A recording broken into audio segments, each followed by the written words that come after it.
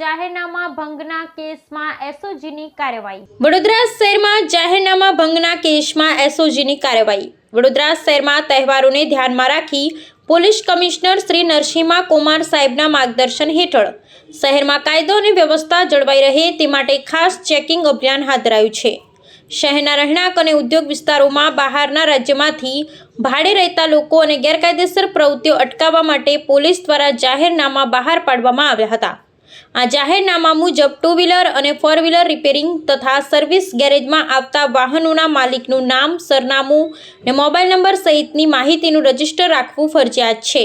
તેમજ મકાન માલિકોએ પોતાના ભાડુઆતોની માહિતી સ્થાનિક પોલીસ સ્ટેશનમાં આપવી જરૂરી છે। એસઓજીના પોલીસ ઇન્સ્પેક્ટર એસટી રાતડાના નેતૃત્વમાં અલગ અલગ ટીમો દ્વારા શહેરના વિવિધ વિસ્તારોમાં ચેકિંગ હાથ ધરાયું। તપાસ દરમિયાન તાંજલજા નક્ષમત ચોકડી પાસે આવેલ A to Z ઓટોમોટર્સ ગેરેજના સંચાલક મોહમ્મદ ઇકબાલ શેખે નિયમ મુજબ રજીસ્ટર રાખ્યું ન હતું, તેથી તેમના વિરુદ્ધ ભારતીય ન્યાય સંહિતા કલમ 223 હેઠળ કાર્યવાહી કરવામાં આવી છે। તે જ રીતે નસીમનગર વિસ્તારમાં મકાન માલિક સિકંદર નબીજભાઈ ઘાંચીએ પોતાના ભાડુઆતની માહિતી પોલીસ સ્ટેશનમાં આપી ન હતી, તેથી તેમના વિરુદ્ધ પણ આઈપીસી કલમ 223 હેઠળ ગુનો નોંધવામાં આવ્યો છે।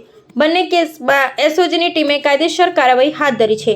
આવી કાર્યવાહીથી શહેરમાં કાયદો અને વ્યવસ્થા જળવાઈ રહે અને ગેરકાયદેસર પ્રવૃત્તિઓને અંકુશમાં રાખવામાં મદદ મળશે।